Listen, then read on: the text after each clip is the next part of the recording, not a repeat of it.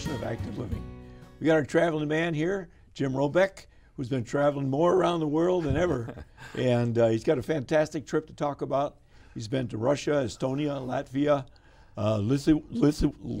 Lithuania, right? Right. And Poland. So Jim, tell us about this trip. This looks like a fantastic, once-in-a-lifetime opportunity. That it was, George. It was just truly amazing. And just to give you a little background, to get there, the first thing we had to apply for a visa. And then this visa, you have to answer 25 questions to the Russian embassy. Right. Plus spend $273 on my case here. I think my traveling partner spent almost $400 to get this visa to go to Russia for 7 days only, just for the amount of the trip. Wow. So it's pretty expensive from the standpoint of the visa, because most other countries are good for 10 years or 3 years, but only for the time you're there. That's all the visa is good for, like 7 or 8 days that Wow. you had. Well, it's interesting because Moscow arrived there in the afternoon, right about noon, about 12:30. But by the time we got to the bus, it took 2.5 hours to get to our hotel. We left about 2:30, but the traffic was so bad. I mean, it took 2.5 hours. It should normally take 40 minutes. It's a city of about 10 million people. Remember, it was a Friday, so I'm just like a typical Friday United States. They have the same traffic jams there, unfortunately. So it was a little long trip, but it was good. And then the next day we started taking our tour of the city. We saw most of the major buildings like the Moscow University and all various buildings within Moscow. But the main thing is that we went to the armory. This armory is where they house a lot of the artifacts from the Romanovs and the Tsars that ruled Russia back in the 1800s and 1900s. And in that armory, which is just, you can't believe the opulence that these Tsars and Romanovs had. I mean, really? Oh God! I mean, they had everything from the Fabergé stuff, eggs and things of that nature. There was 9 of them that made. They were commissioned for the Romanovs, the last 2 Russian rulers, and I think they have about 4 of them in the armory. I don't know where the rest of them are. I think there was a couple up in the Hermitage up in St. Petersburg.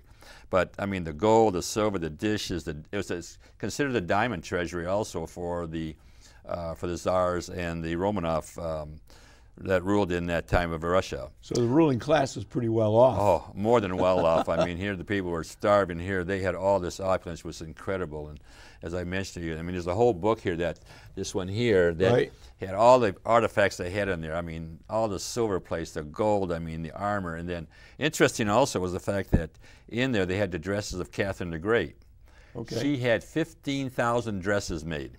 Wow. And she would wear 2 dresses a day. Really? And these were hand sewn. They were not made in 2 hours. I mean, these things were all embroidered, and then the diamonds and everything else in them. I mean, so well displayed, unbelievable. Where did they get all their money? I don't know, but I guess on the people, I guess, I hate to say it, like the church, they get the money and then they use it for other than what they should. Tax the people. Tax the people. I think that's what happens, yeah. Then after we did the armory, I mean, it's so fabulous, you can't even describe it. We went outside and they had a little bit of a parade with kind of not to change the guard, but a parade in the square there. I have a little film that we can show that with the horses in the the horses, and then the armory and things of that nature. It was kind of interesting. There was a lot of people that converged around this square to see it, and as they were going out, we took some pictures there. In that same area, they had this huge cannon, had about this big with the balls that go into it. They never have fired it, but it's there, and they got this huge bell that when they made it on the grounds there, part of it cracked, and so they just show it on a pedestal right now. They couldn't put it up in the church because it was cracked and took a piece out of it. So we didn't see that.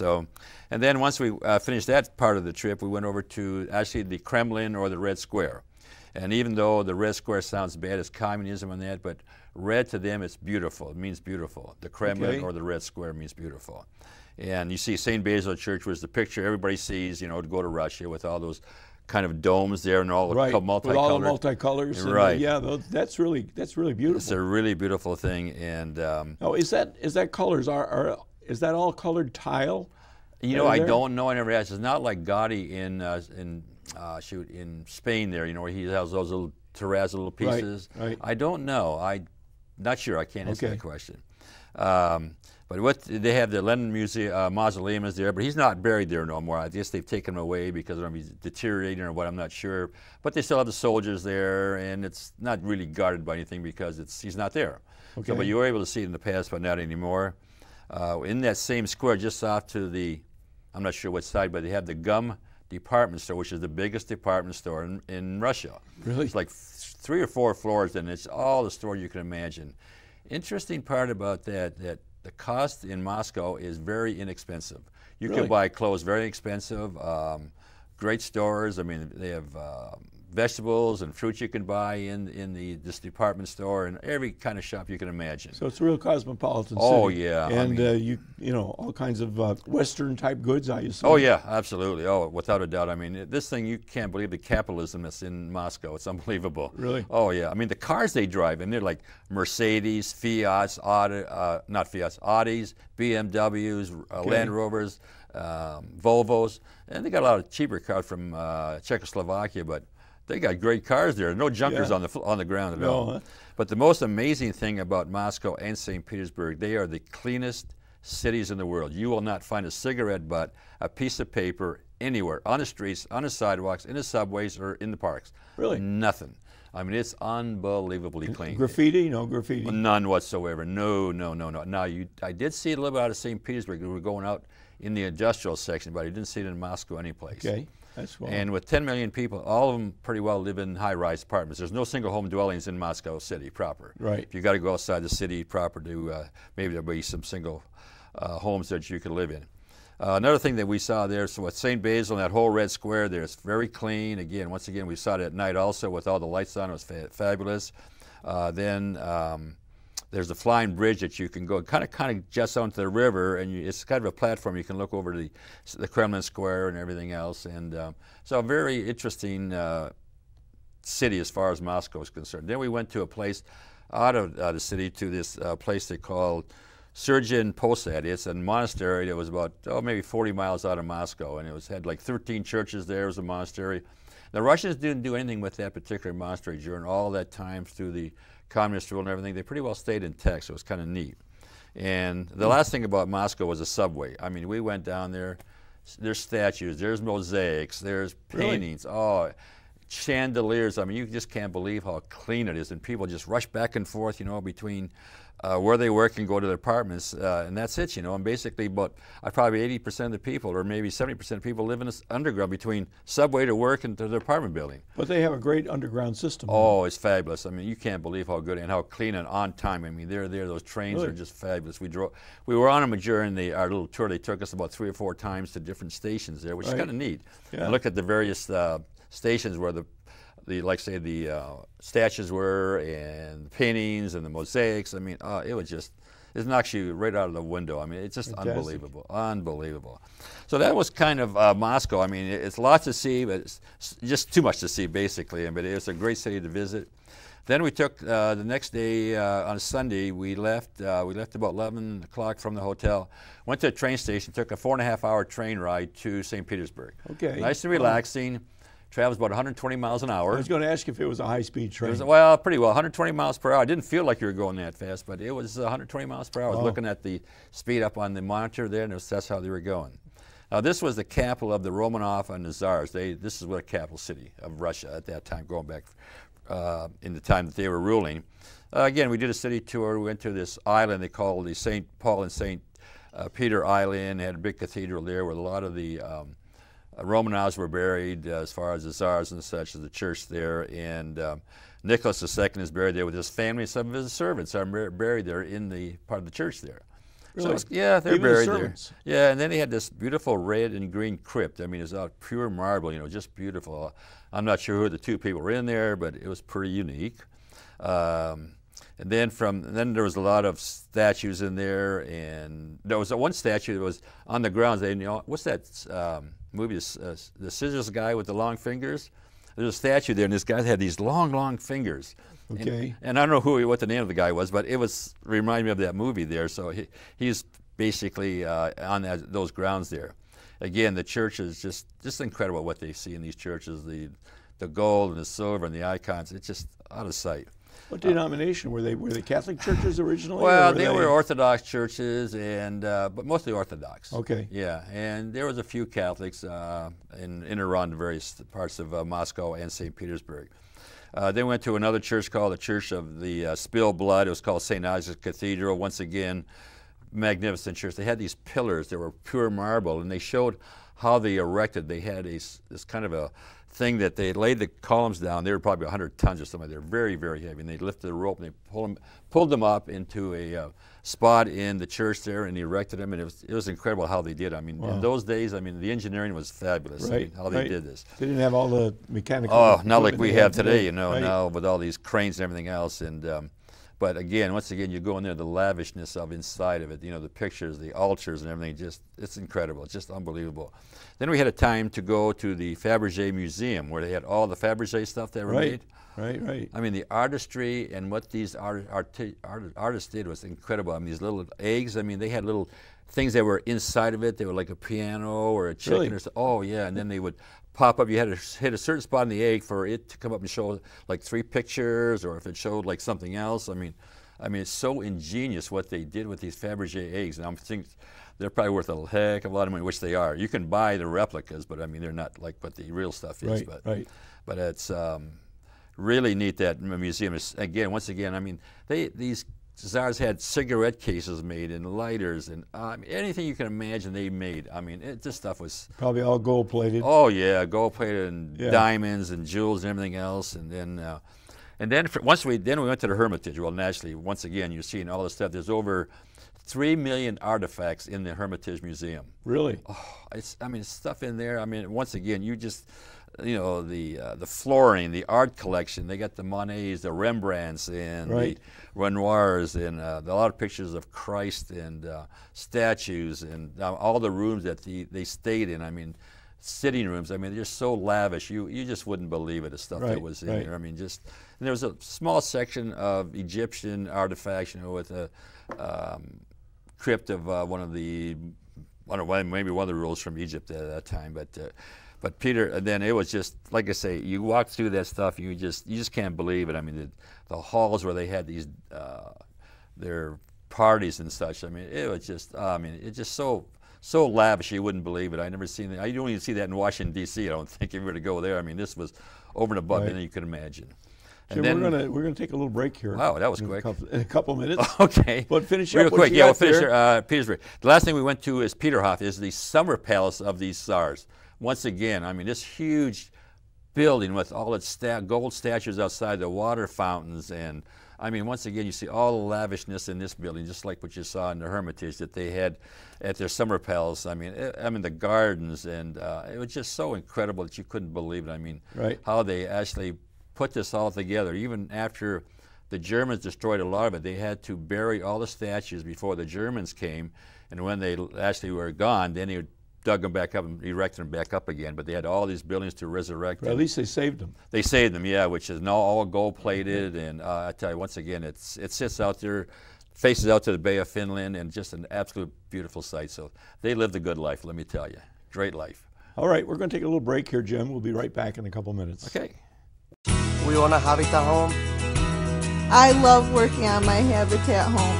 Soy dueño de una casa de Habitat. My neighbor is a Habitat homeowner. Being a Habitat homeowner has changed our lives. My mortgage payment for Habitat is less than what I paid for rent.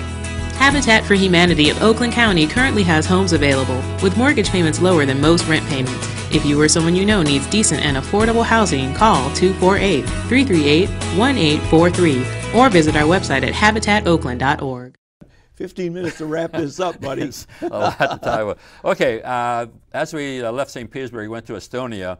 An interesting part about that was that it took us an hour and a half to get through border control. It was 3 times that the Russians, they either came on the bus to look at our passports the first time, the second time, then you have to get off the bus, get back on the bus, finally got out of Russia, then you go to the EU side, which is Estonia, and then they stamp your passport to allow you to get into EU countries. But an hour and a half to get through the border there, which was a little bit long, but I guess that's the way it is, unfortunately. So it's still there as far as trying to get out of Russia or into Russia. It's a little bit tough there. Yeah, it was a town they called Narva, and so it was okay. It worked out pretty good. Then we got to Tallinn, which is the capital of Estonia. And then in this little town, a lot of times you go see these old towns, which is a lot of the old buildings, what's there. Interesting enough, there was a McDonald's in town. Oh, really? Oh, yes, there was a McDonald's, and there was I walked her out there, and there was a shoe store. Interesting part about that, I looked at the price of the shoes. They were anywhere from 180 to 500 euros, which is about $200 to about $600 for shoes. I couldn't believe it. And the other thing they're very good at is that people love flowers. I mean, there's like 15 of these buildings that just have all flowers you buy and you take them home, and they're very big on. The Europeans are big on flowers. Oh yeah, they're very big, and they take them home all the time for whatever occasion. It doesn't matter. The flag of the Estonia was a white background with the blue cross, and then we went to what they had, this big festival area where they had like an amphitheater where Madonna and Elton John and Michael Jackson performed at. There's like 100,000 people could watch a venue there. Wow. That was the first things we saw in Estonia. And then as you went through the town there, they had these doormen for all these restaurants. They were dressed in typical garb, so they tried to lure you in for their restaurant. Right, so it was pretty good. Yeah, it was kind of neat there. Then they have like the guild hall where the guilds in the town where, you know, if you were mace or something like that, you had to belong to a guild. And as you go into the old town, there's two gates that were there, the original gates of the fortress for the town there. It was kind of neat, it was twin towers. And then there was a big building within they called the Maiden Tower. And this is where they used as a prison for prostitutes, apparently. Oh, really? Yeah. And what it was, there was a story, a legend there was the prostitute lady, that she was an ugly lady, and so the devil says, I'll make a pact with you, I'll make you beautiful if you will go and give me your soul first, and I want you to go out and entice them in to lead a life of sin. Well, after so long, they said, well, this is not good, so they arrested her, persecuted her, and hung her and as a witch, so then she disappears. So I'm not sure when they released it as a prison there. But then there was a certain candy they had there. It was called marzipan. Now, you could eat it up to the first 3 months. After that, it gets hard, and it becomes a souvenir. It could be an animal, it could be a person, it could be all kinds of things, but it's a candy you can eat first, but if you don't, then it turns into a souvenir. So it's kind of interesting, yeah. And the other part there was in Estonia was the pharmacist. It goes back to 1422, was in the square. They could make you any kind of potion you wanted. And in this book they had, which my partner Samantha, she copied all these little notes about the dandelion, the buckhorn. Every plant had a nice little thing about its use and everything else. Really? I got every one of those, so I'm going to have to publish that, which is really neat. We couldn't buy the book because they didn't have one, unfortunately. So, but it was neat. And then on our way from Estonia now to Latvia, we stopped in a town called Parnu, and unfortunately, there was a fellow that fell on the ground. He fell off a step, and he was bleeding and everything else, so we tried to help him out. And really? Samantha supplied her nursing characteristic to helping him out there. I gave him my hanky to stop the bleeding. I don't know, he stepped off. We don't know if he was drunk or what, but we got the EMS there, and they took care of him after that. So, but that's what, a little accident there on the way there. So things happen. So a little excitement. A little excitement, yes. We had about 4 or 5 people At there. least it wasn't your party. No, nobody in our party, fortunately, exactly. So, so that was basically town. Then we moved to Latvia, and the capital there is Riga.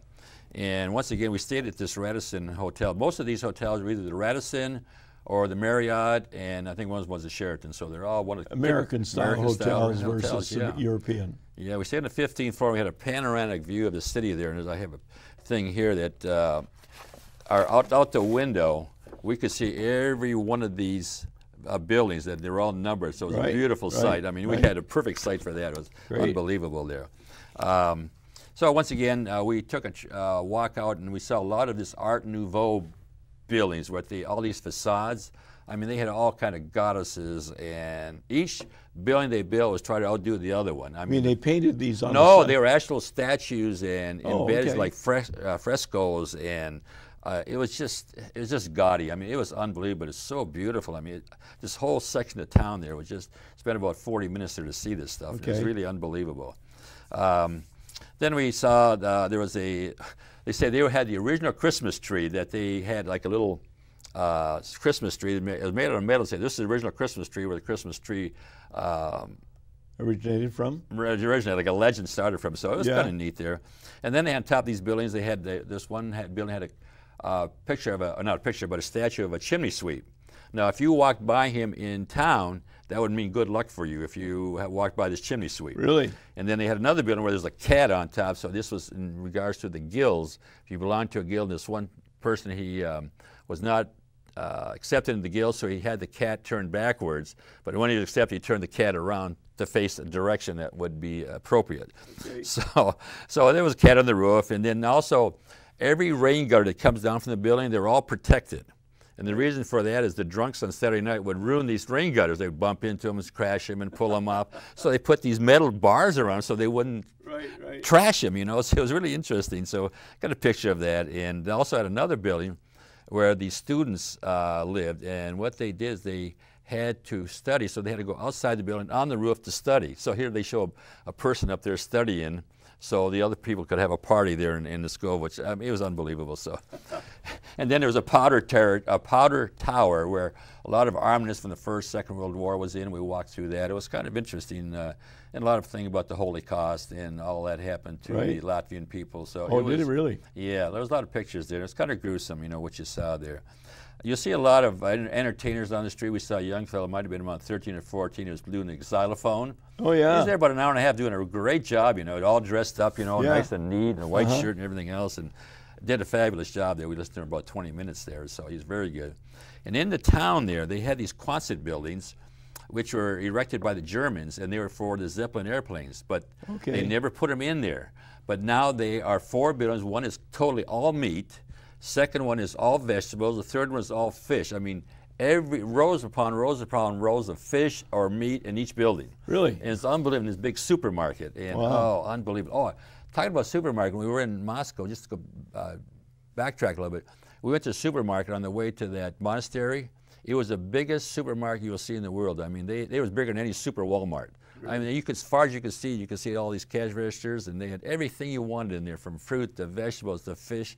Incredible, just like this particular building here. But any kind of fish you want. And what's interesting also was the fact every lady, all the people who were salespeople were all ladies. They were the ones who sold you the fish, the meat, and everything else. All women. That's all it was. And we went to this one place. We had to go to the bathroom, and there's the one bar. It had something in there which I thought was neat. It was a little plaque that says, "This is about the wife." It says, "When I die, bury me under this pub so my husband will visit me 7 days a week." I thought that was pretty slick. I thought that was. I had to take a picture of that. That was pretty good. Pretty good. Yeah, it was pretty good. Then we went to now to Latvia, or I'm sorry, Lithuania, and the capital city is Vilnius. It's a country of about 2.8 million people, and Vilnius had 635,000 people. We did a border crossing there, but there's nothing there which had a border crossing where they had to go through EU.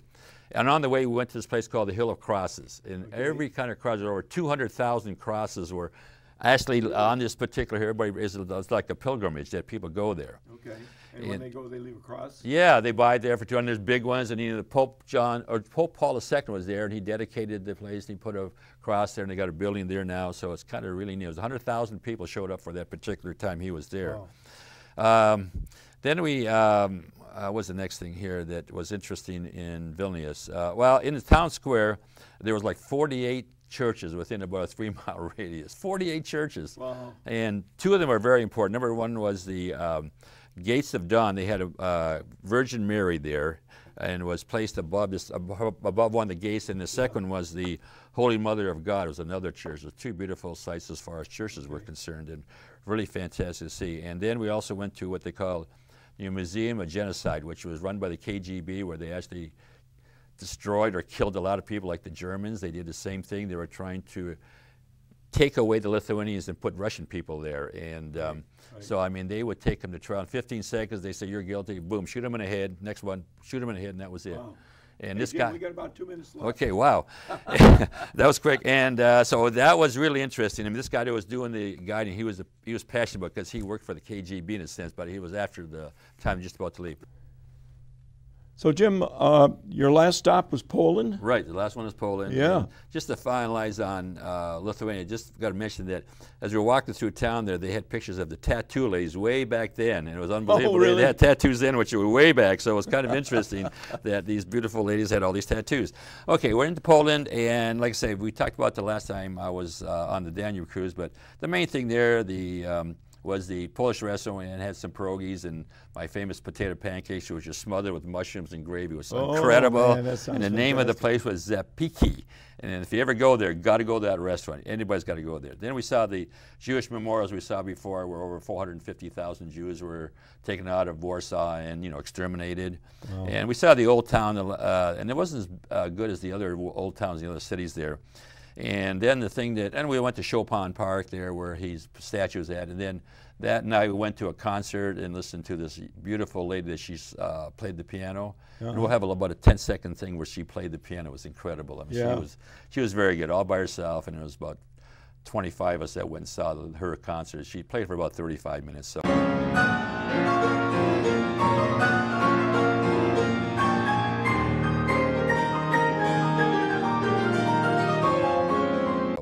Poland was nice, the weather was good, and it was a wonderful trip that I would recommend to anybody. If you ever have an opportunity to go to these countries, do it, because you'll be amazed at not only the cleanliness, the friendliness of the people, and the sights are just beyond anything you can imagine.